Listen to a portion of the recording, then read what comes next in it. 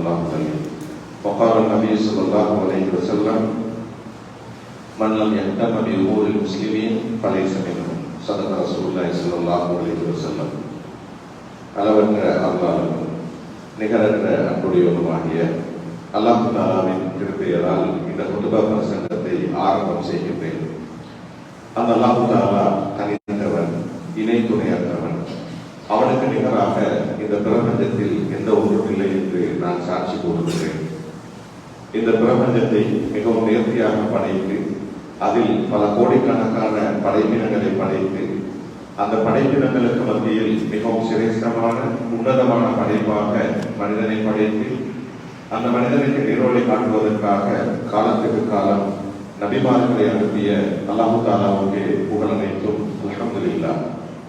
ஸலாத்தும் ஸலாமும் எங்கள் பெருமானார் முஹம்மது ஸல்லல்லாஹு அலைஹி வஸல்லம் அவர்கள் மீதும் அவர்களை பின்பற்றிய சஹாபாக்கள், தாபிஈன்கள், தபீன்கள், மறுமை நாள் வரை யார் யாரெல்லாம் பின்பற்ற போகின்றார்களோ அவர்கள் அனைவரும் மீதும் உண்டாவதாக.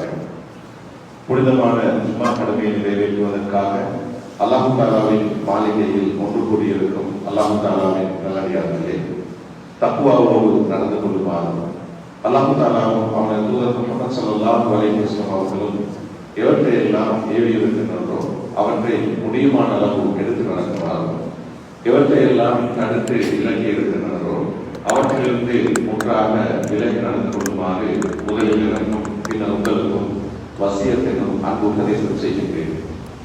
அல்லாஹ் தஆலாவின் நல்லடியார்களே, நான் ஓதி காட்டிய அந்த அல்குர்ஆனின் சூரத்துல் மாஊன் எங்கள் அனைவருக்கும் பெரும்பாலும் மனனமாக இருக்கின்ற ஒரு சூரா, ஒரு சிறிய சூரா. அந்த சூரா இபாதத்தோடு, ஈமானோடும் இபாதத்தோடும் சேர்த்து மிகப்பெரிய ஒரு சமூக பணியை எங்களுக்கு ஞாபகப்படுத்துகின்றது. வெறும் ஈமானும் இபாதத்தும் மாத்திரம் இருந்து போதாது. சமூக அக்கறை, சமூகத்தின் பிரச்சினை, சமூக பணி என்ற மிகப்பெரிய ஒரு பொறுப்பை அந்த சூரத்துல் மாஊன் எங்களுக்கு ஞாபகப்படுத்துகின்றது. எனவேதான் அதன் கருத்து அரஐத்தல்லதி யுகத்திலு பித்தீன், நபியே, மறுமை நாளை பொய்ப்பிப்பவனை நீங்கள் பார்க்கவில்லையா? அல்லது மார்க்கத்தை பொய்ப்பிப்பவனை நீங்கள் பார்க்கவில்லையா? பித்தீன், மார்க்கத்தை அல்லது மறுமை நாளை. சூரத்துல் ஃபாத்திஹாவிலே நாங்கள் ஒதுக்கின்றோம் மாலிகி யௌமின் தீன். தீன் என்ற சொல் அந்த இடத்திலே மறுமை நாள் என்ற சொல் என்ற காலத்திலே பயன்படுத்தப்பட்டிருக்கின்றது.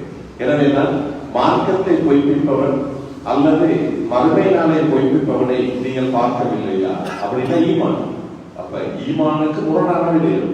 ஈமானே இல்லாதவன் தான் மறுமனால பொய்ப்பிப்பான் அல்லது மார்க்கத்தை பொய்ப்பிப்பான். அல்லது யுகத்திலு பித்தீன். அப்ப அப்படி கேட்டுட்டு அந்த வசனம் அடுத்து சொல்லுகிறது தெரியுமா? பதாலிக்கல்லது எதற்குரியதி, யார் மறுமனால பொய்ப்பிப்பான் அவன் அனாதைகளை விரட்டுவான்.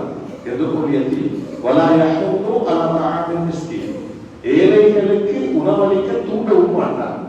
எனவேதான் ஈமான் கொண்ட ஒரு மனுஷன் இயல்பாக இருக்க வேண்டிய ஒரு பண்பு அனாதைகள், ஏழைகள் என்ற சமூகத்தில் இருக்கின்ற அந்த சமூக பிரச்சனையோடு அவன் கலந்து வாழ வேண்டும். எனவே ஏழைகள், அனாதைகள் சர்வசாதாரணமாக அவனை சூழ இருக்கின்ற போது அவனுடைய ஈமான் என்பது கேள்விக்குறியாக மாறுகின்றது. அதோடு மட்டும் அந்த வசனம் நிற்காமல் அரஐத்தல்லதி யுகத்திலு பித்தீன் ஃபதாலிக்கல்லதி யதுல் யதீம் வலா யஹுது அலா தஆமில் மிஸ்கீன் ஃபவைலுல் லில் முஸல்லி.